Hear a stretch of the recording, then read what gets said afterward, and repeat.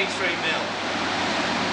Why don't you come and follow me and Craig around the mill, and we'll show you some of the things that are here, and some of the things that went on, a little bit about the history of the place, and a little bit about the history of the weaving. Follow me.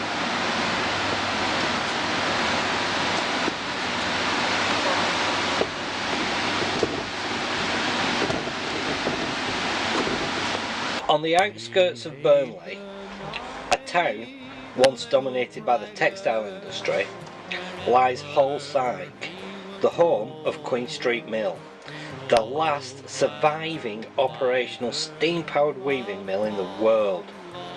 Owned by the Queen Street Manufacturing Company, the mill is a time capsule of the late Victorian age, which produced cloth using Victorian steam-driven powered looms until its closure in 1982.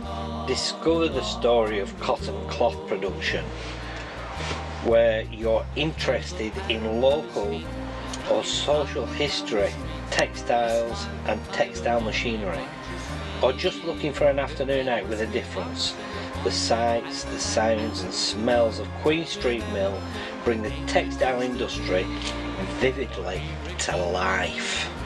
Like most mills in Burnley, Queen Street Mill specialised in producing plain cotton calico, known as grey cloth. The architecture of the mill was designed to allow this process to be carried out as efficiently as possible.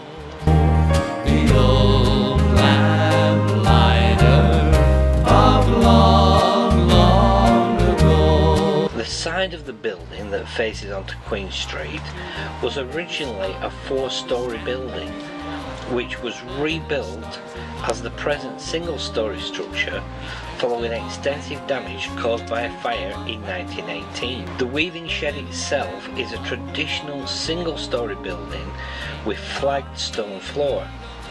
This was more practical on account of the weight and motion of the looms. The building was extended in the early 20th century to double the size of the weaving shed. Cast iron columns support the gutters of the traditional north light roofing, providing large, unobstructed floor spaces.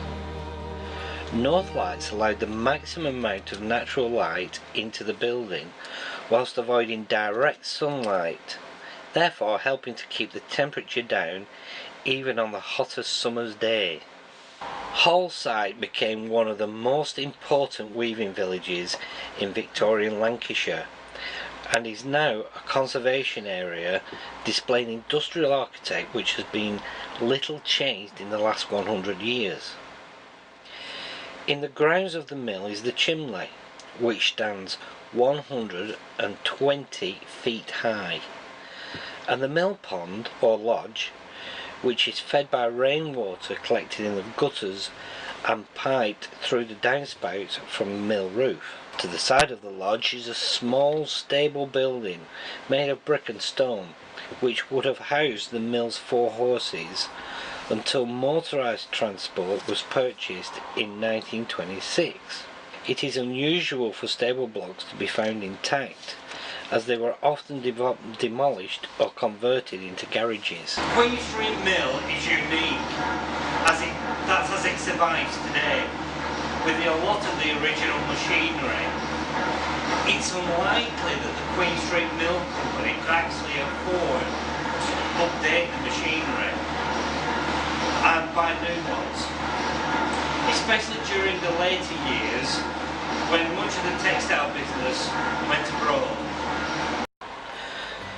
Although some alterations have been made to the interior of the building to allow it to function as a museum, the mill remains largely unchanged. Visitors to the boiler house, engine house and weaving shed can see these areas presented much as they would have been 100 years ago, though a good deal cleaner. The weaving shed is now 1/3 of its original size, though what remains is authentic, with fully working line shafts connected by traditional leather belts to 308 Victorian Lancashire looms. The financial structure of the company inhibited change, and the original equipment was not improved again or replaced, but the company continued to weave when other firms had closed.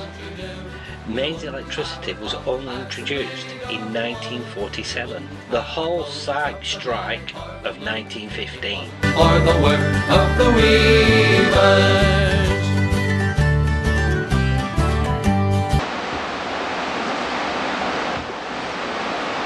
Weavers were paid piecework, and a good 4-loom weaver could earn 24 shillings a week.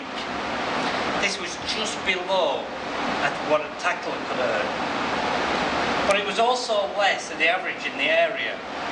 The management said this was due to having to transport to Burnley.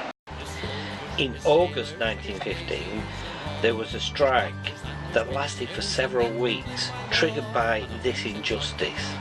Many workers were also shareholders and took a dividend from the profits of the mill, so they refused to join the strike. Leaflets were printed by the Weavers Union accusing them of scabbing and being knobsticks. This issue was resolved in December 1915 when the war bonus came into effect, and weavers were persuaded to see this as the rise they had been seeking.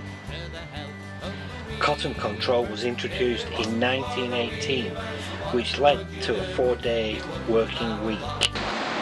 A serious fire occurred in October 1918. The fire didn't affect the boilers or the engine, and the mill was fully operational again 10 days after the incident. However, the mill front was damaged and was subsequently rebuilt, though as a single-storey building.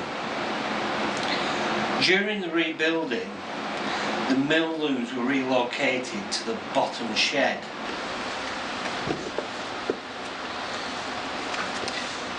The Queen Street Mill Company was established in 1894 and comprised of local people, men and women from Briarfield.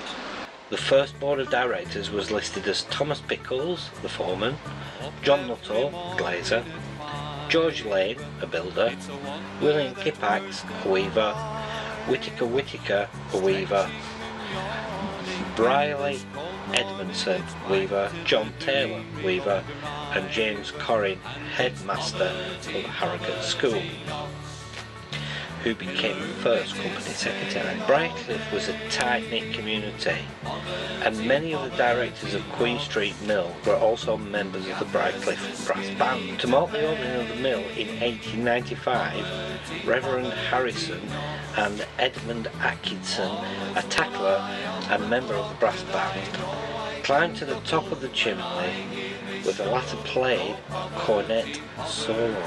The £20,000 which it cost to build the mill was raised by selling 4,000 £5 shares. Many of those who became mill workers were shareholders and passed the shares down through the generations of their family. When the mill closed in 1982, many of those who worked there were related to the original mill workers.